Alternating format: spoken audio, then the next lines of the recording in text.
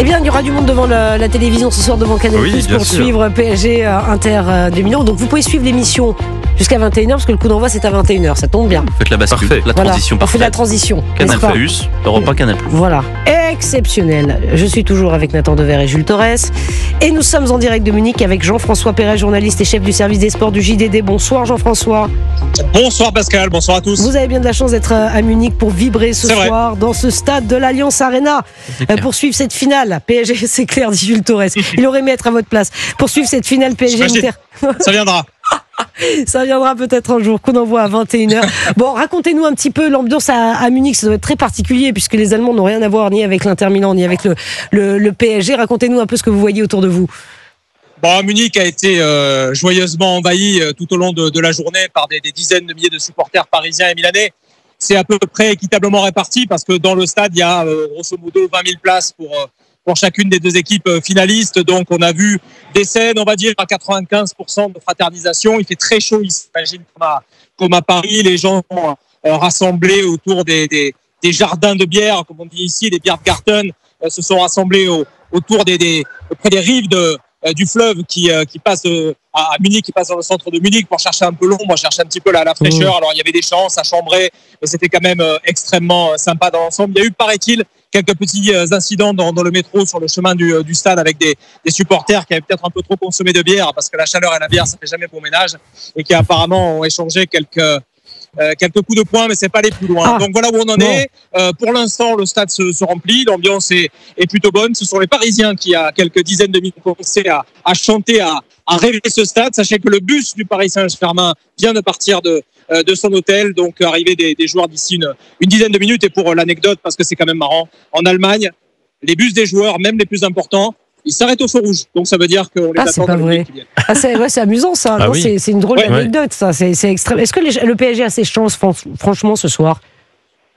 Bien sûr. Après, c'est une finale qui est extrêmement difficile à lire parce que c'est une opposition de style.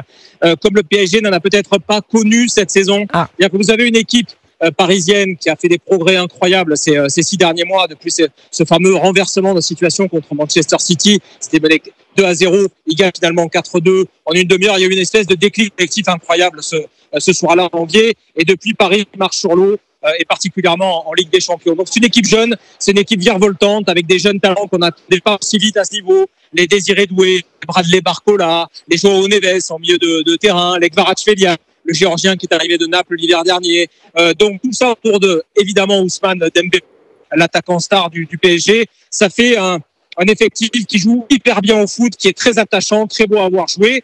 Oui, est très légèrement favori de cette finale face à une équipe de l'Inter qui est une espèce de miroir inversé parce que l'Inter, c'est l'équipe la plus âgée de cette Ligue des Champions avec une moyenne d'âge de plus de 30 ans. Mais il va falloir faire attention parce qu'il y a des Argentins extrêmement expérimentés comme le capitaine Lautaro Martinez, l'attaquant, comme Marcus Thuram ou Benjamin Pavard, les internationaux français qui sont là. Et il faut se dire aussi, une dernière chose, c'est que cette équipe de l'Inter qui a raté de très peu le titre de champion d'Italie, il y a 2 ans, avait joué une finale de Ligue des Champions. S'est incliné de très très peu contre Manchester City. L'équipe n'a quasiment pas changé. Elle sait ce que c'est. Donc ce sera un adversaire extrêmement périlleux pour le Paris Saint-Germain. Bon, et les Parisiens ils s'entendent bien entre eux. C'est important ce que je demande parce qu'on a un peu le sentiment que le départ de Kylian Mbappé a apaisé les choses. Est-ce que vous partagez ce sentiment et est-ce que vous pensez, vous aussi Jean-François Perret, vous pensez aussi que l'équipe est soudée parce que c'est le collectif qui l'emporte. C'est pas un homme seul. Oui, et c'est tout le paradoxe de la situation, mais c'est parfaitement vrai. C'est-à-dire que l'année dernière, en fin de saison, Luis Enrique, l'entraîneur espagnol du PSG, qui a fait un boulot extraordinaire ces derniers mois, Luis Enrique, vous savez, même s'il s'en va, la saison prochaine, on sera meilleur. Et tout le monde s'est regardé en disant, mais il dit n'importe quoi, évidemment que c'est faux, tout le monde pensait qu'il bluffait. Mais en fait, Luis Enrique, c'est un entraîneur qui a des idées très arrêtées sur le football, sur la façon dont il faut s'entraîner, sur la façon dont il faut se présenter sur le terrain et surtout les valeurs mentales. Et c'est vrai que cette équipe, qui a eu un début de saison difficile, petit à petit, on a très bien vu l'idée de jeu qu'il voulait mettre en place. Il manquait juste l'efficacité, en fait. Et il a insister là-dessus, à dire non, vous allez voir, ça va passer. Un jour, il va y avoir des matchs importants et vous allez voir qu'on va allier et la manière et l'efficacité. Et c'est ce qui s'est passé. Et aujourd'hui, Luis Enrique se retrouve avec une équipe qui est une magnifique machine à jouer. Je le disais, jeune, sympa, pleine de peps, pleine de talent. Et pour toutes ces raisons, que le PSG, oui, peut aller chercher la deuxième Ligue des Champions de l'histoire du foot français, bien sûr. Alors Jules Torres, c'est une question à vous poser. Vous connaissez Jules Torres? Bonsoir Jeff. Pérez. Non, très peu. Bonsoir monsieur. Un ami. Jeff, quel sera le facteur X ce soir?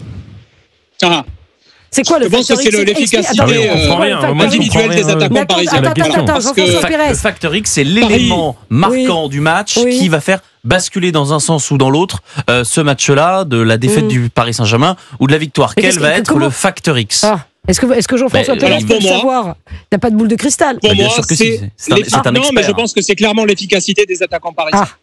Parce que depuis le début de la saison, Paris est l'équipe d'Europe qui se crée le plus d'occasions dans toute la Ligue des Champions. Donc ça veut dire que le talent offensif, il est là. Maintenant, il faut le concrétiser. Et là, vous n'avez pas un match aller-retour pour le faire. C'est juste un match de 90 ou 120 minutes. Donc ça veut dire que dès la première occasion, pour Barcola, pour Kvaratskhelia, pour Dembélé, il faudra que ça soit au fond, il faudra mettre les buts tout de suite. Parce que là, il n'y a plus de joker. Si les attaquants du PSG décassent, le PSG, clairement, prendra une belle option pour la victoire finale. Bon, Jean-François Pérez, on imagine que le PSG a gagné. Que va-t-il se passer une fois le match terminé? Est-ce que vous savez, parce qu'ils ont prévu de descendre les Champs-Élysées demain, comment ça va se passer? Oui.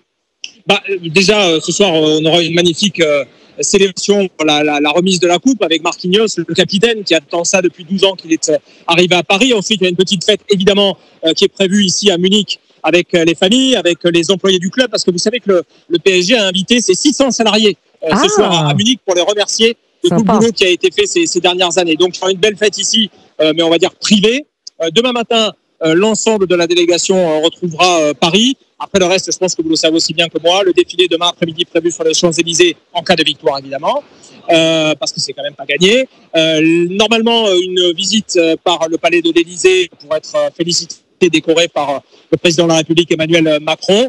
Et puis, il y aura le Parc des Princes, parce que le Parc des Princes, c'est l'âme du Paris Saint-Germain. Ce soir, il y a 48 000 personnes qui sont rassemblées au parc pour voir le match sur des écrans géants. Et demain soir, tout le monde, de nouveau, sera invité pour fêter les joueurs, pour fêter la Ligue des Champions, la coupe aux grandes oreilles, comme on dit, qui viendra peut-être au Parc des Princes. C'est un peu une ambiance de Coupe du Monde, hein, quand vous nous racontez ça. Mais vous savez, vrai, ici, ce soir, à Munich, il y a 1700 journalistes.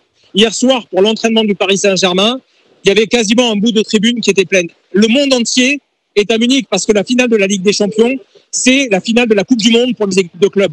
C'est la compétition la plus prestigieuse. Il n'y a pas mieux que ça. Donc oui, en effet, j'ai vu des Japonais, des Coréens, des Brésiliens, des Mexicains, des Australiens. Il y a des qui viennent des 5 continents pour voir ce match. Il faut en être conscient. Donc oui, en effet, 65 000 spectateurs, mais une petite map au monde, on va dire, une Coupe du Monde miniature ce soir pour le Paris Saint-Germain et pour l'Inter Milan. Bon, c'est un événement, c'est un véritable événement, et je le disais. C'est un événement majeur. Événement majeur, et je le disais en début d'émission, il y a une espèce d'ambiance dans les rues de Paris qui est très particulière. Moi, je suis arrivé à Europe 1, donc dans l'après-midi, il y avait déjà des supporters qui étaient aux terrasses des cafés en train de joyeusement s'amuser. Moi, je peux vous dire que le service web du JDD, normalement, ils partent à 18h, 18h30. Là, il n'y avait plus personne à 16h. Hein. Je peux vous dire que là, les bières blanches et les bières blondes, ça y va. À consommer avec modération, bien sûr, Jules Torres, on le rappelle. C'est vrai que c'est un moment très particulier et le foot, si le foot pouvait rester un moment de communion, fédérer les Français, les rassembler, ce serait quand même formidable. Malheureusement, bien effectivement, sûr. Il y a ce dispositif de sécurité qui est mis en place. Laurent Nunez a annoncé 5400 gendarmes et policiers dans les rues de la capitale pour essayer de contenir tout ça. Nathan, moi j'observe ça avec beaucoup de distance. Il faut pas mentir, à la télé ou à la radio, je ne cacherai pas que le football ne m'intéresse pas du tout. Oui. Mais la distance peut permettre de poser parfois des questions qu'on poserait pas si on était dans la passion. Il y a quand même deux choses qui me marquent. Oui. Premièrement, c'est que là on parle d'un match de foot. Alors je veux bien qu'on dise que c'est un événement historique et ça l'est pour les passionnés. J'ai beaucoup de respect pour les passionnés, quelle que soit la passion. C'est historique. Bien sûr, mais je comprends pas pourquoi on est obligé de barricader notre capitale pour un match de foot, une célébration sportive. Ça, c'est la première chose. Je pense que ça en dit long sur un sujet de sécurité quand même en France, et qu'on doit aussi avoir en tête cette chose, premièrement. Et deuxièmement, je comprends pas trop pourquoi il y a souvent des violences qui sont liées au match de foot. Il y en a eu récemment à Paris. Et sauf erreur de ma part, les grandes stars du monde du foot ne font pas des sortes d'appels médiatiques à dire ne faites pas de violence en notre nom.